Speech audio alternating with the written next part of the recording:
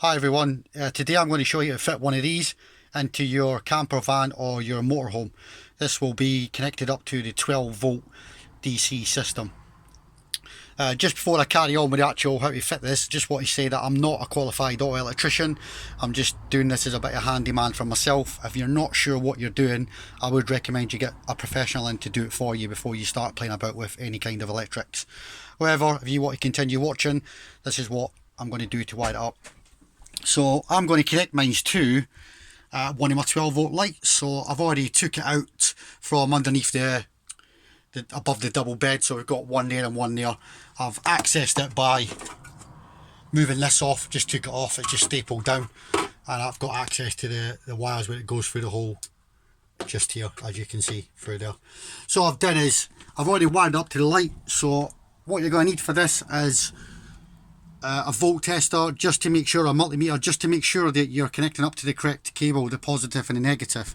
I've got some insulating tape, I've got wire cutters, wire strippers, which you'll definitely need, and I've got some twin flex cable, which is good up to 14 amps, which is ideal for what I'm doing today. So what I did initially was, obviously I exposed the light. I made sure, and what I will say is make sure you've disconnected your leisure battery and undone all your switches in the off position, so you're not going to give yourself any kind of shock. I did that after I tested which was the pause and which was the negative. So if you can see in just behind here, the blue cable, that was, when I done my test, that was the positive, and the white one was the negative. So using my new cable, which I've got here at both ends going in, all I did was expose the end of the new cable, attached, I've used red for positive, so I attached the red to the blue, and then I attached the black to the white, so that gives me a pause and neg. And you've got a little wiring block here, so all I did is I undid the light from the wiring block, removed the blue, which is positive, and the white, which is negative, and I connected my new piece of cable to the end of it. So I just literally twisted them together and I screwed them back into the wiring block.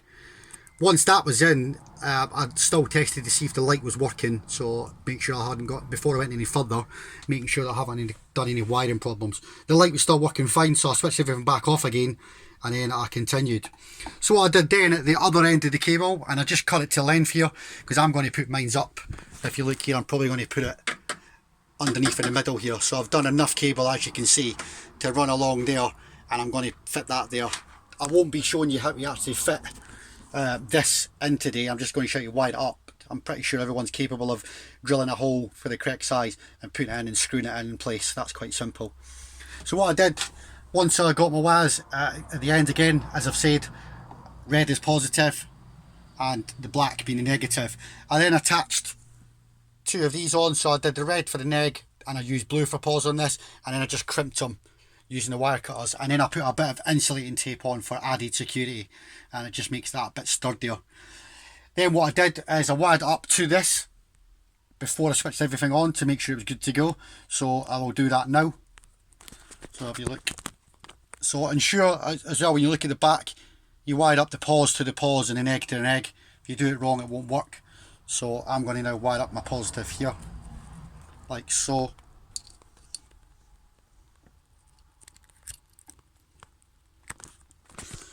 So I've now got my positive on. I'm going to push it firm to make sure it's good. I'm then going to put my negative on.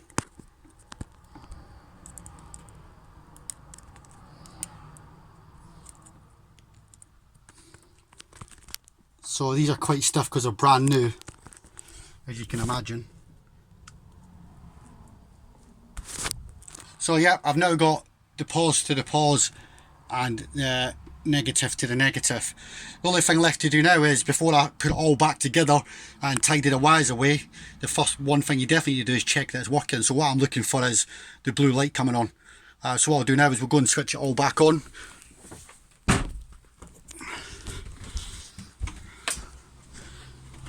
So what I'll do now is I'm going to switch on to my van. So I've now got my 12 volt coming through, the meter's reading. Switch my lights on. I should now have power coming through, so to go and check, I'll check the lights working first of all. So I'm going to turn the light switch on. Yep, there's my light, so that's good to go. That's a good sign. The second sign, as you can see, I've now got the blue light.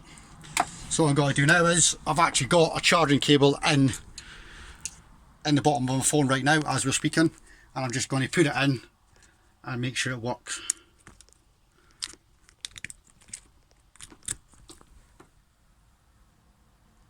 So I've now put it in, blue light, and I can now see the charging light is on my phone. You normally get the audible sound, but because I'm obviously recording a video, it's just a little orange light. You obviously can't see it, but my phone is actually charging now.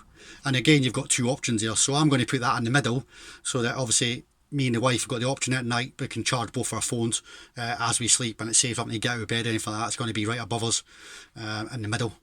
So yeah, again, like I said, when you're playing about with wires like that, ensure you obviously disconnect everything before you start. Make sure you're happy which is your positive, which is your negative, and then obviously before you put everything away and tidy it, ensure it's working like so. So I hope you learned something from this video. That's a USB socket, twin USB socket into the 12 volt DC system in your caravan or camper van.